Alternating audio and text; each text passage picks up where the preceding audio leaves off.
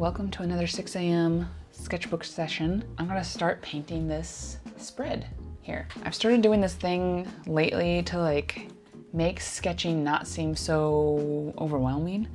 I will block out the page, literally draw little blocks to fill, and it kind of gives me a layout that's gonna look good because I like plan the composition with these squares. And then it also makes it feel like if I only have a few minutes to sit down, I could just fill like one little square instead of like when you sit down to a blank page, it just feels like a little overwhelming, a little bit intimidating. So I started doing this. I really enjoyed it. So I did kind of the same thing in this sketchbook. This one I did sketch out with pencil first and then go over with pen. This sketchbook that I'm using is by Picarar. Here's the name. Okay, so I did not plan color schemes, but I do know that I'm kind of leaning towards really bold, vivid colors. Like I kind of want to push myself to do, there's this art style that I've been intrigued by. It's a little bit inspired by like Art Nouveau, a tiny bit. It's the idea of like the drawing does the work, so to speak. So like a really detailed drawing, and then you can do fairly simple coloring, you know? So anyway, I've been really just thinking a lot about this style of detailed drawing, simple coloring. And it comes from like, I feel like my strength is line art. Like that's where I have the most patience. That's where I have the most, like that's where I get the most enjoyment out of art, is doing the line art and inking and stuff. So I've just kind of been thinking about like, what if instead of like pushing myself to, I don't know, learn to paint realistically or learn a really detailed style of shading and coloring, I was like, what if I just lean into line art doing the heavy lifting for my drawings? I mean, I do want to learn always more about painting and rendering and stuff like that. Like I want to get better at that, but I was just like, what if line art is my natural inclination,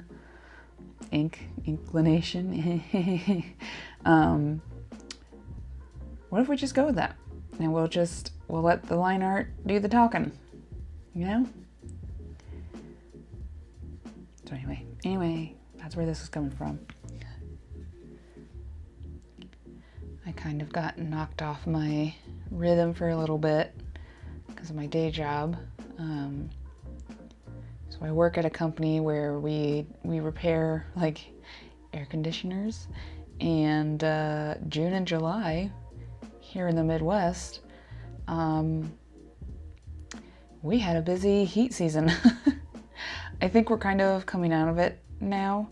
It's easing up a little bit. But yeah, June and July, they really knocked me flat. I'm not even the one doing the repairing, but I was working overtime pretty much daily, which honestly I'm grateful for because the extra money was nice. But sure ate up my brain cells, that's for sure. All right, so I was talking without filming. That's nice. That's nice. Okay, what have I been saying? So I was getting a lot of overtime at my day job, which just kind of meant I just didn't have the brain cells, the bandwidth to do art like I had been doing.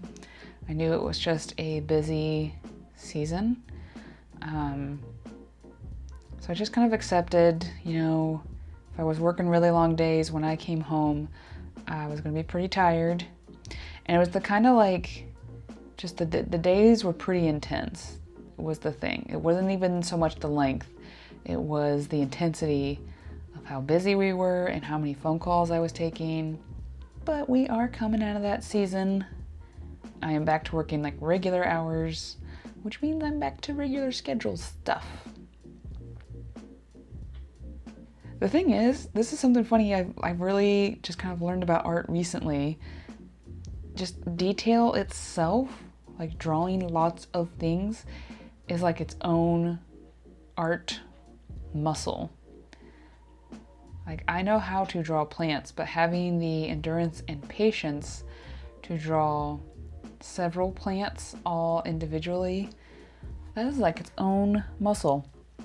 And I feel like this style of sketching is a good exercise for that. And it's just, I'm not even obviously looking at drawing them realistically or anything like that, but I'm just kind of allowing myself to practice focusing on details for a long time. Even in my backgrounds in comics, like I so dislike backgrounds, and I just kind of glaze over them as much as possible.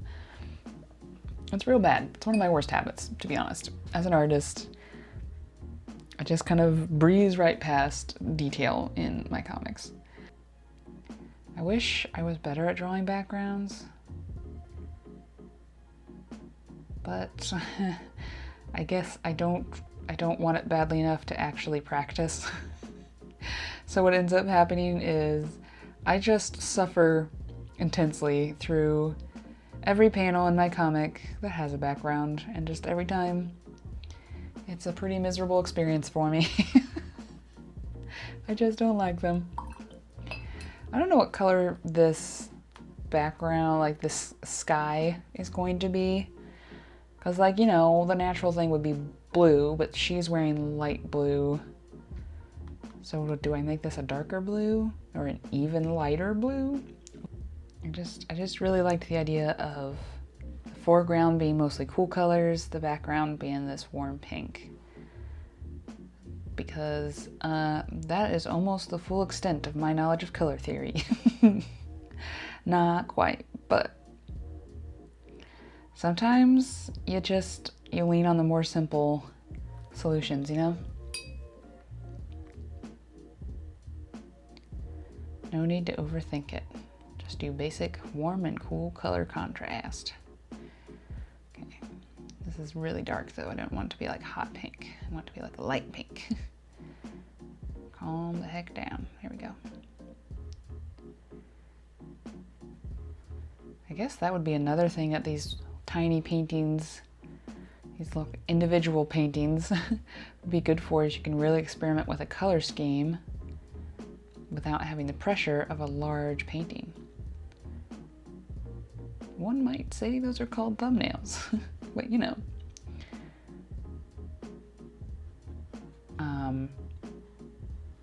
I feel like I struggle to fill sketch spreads sometimes. Like I'll draw a few things and then it just kind of has a vibe, and so then I move on. And I feel like giving myself these squares makes it a lot easier to sit down one day and sketch one thing and then sketch something else the next day, because they're already blocked off, you know? If this was just floating, I don't know, it just wouldn't have the same appeal to me. I really like that pink sky, by the way. Kind of really in love with it. And then I'm gonna take the same color, but in a more saturated, and do these flowers here. Because color theory. So I had this idea of like the frills on her dress being left white. Not sure 100% if I'm gonna stick with that, but I figure I'll just fill them in last. And if I get to the end and leaving them white doesn't appeal to me anymore, that's fine, I'll fill them in.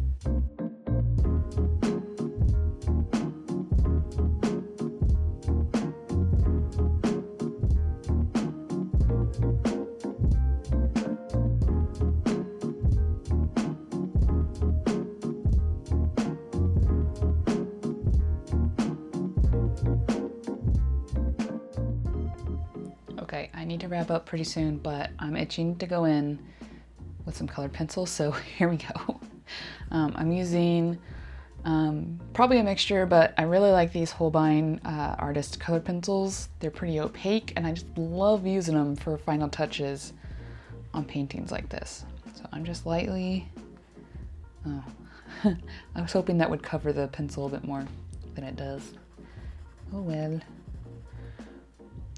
I'm just going over this and adding just a little bit of texture. Yep.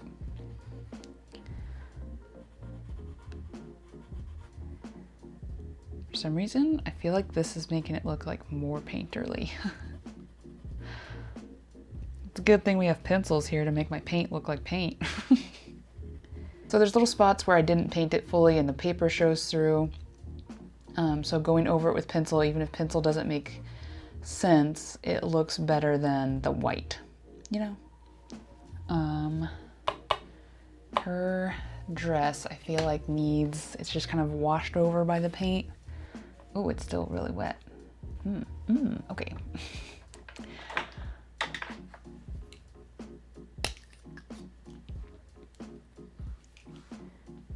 Okay, really super neat to wrap up, but here we go.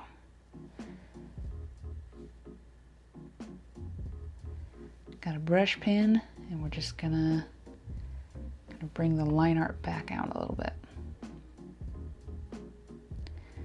I guess the thing is, if you're gonna rely more on the line art to do some of the storytelling, I don't know. If you're gonna rely on the line art, you gotta be careful about kind of overpowering it with these watercolors, especially the colors that are a bit more opaque. You just don't want to wash out your own line art if that's the whole backbone of your style.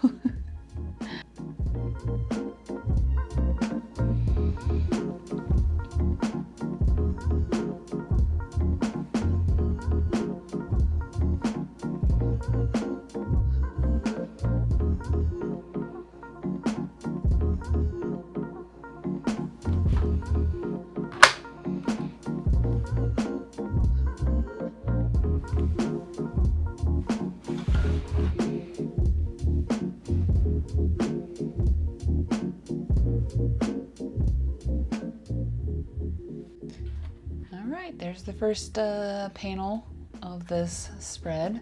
I feel like now that I made the line art more clean, this kind of coloring that I did looks a little bit muddy, but that's okay. I think it's fine. It's a sketchbook. So yeah, time for me to get ready to go to work. Hope you guys enjoyed. Hope I was able to keep you company, and I'll see you in a future video. We gotta hurry up and get to work.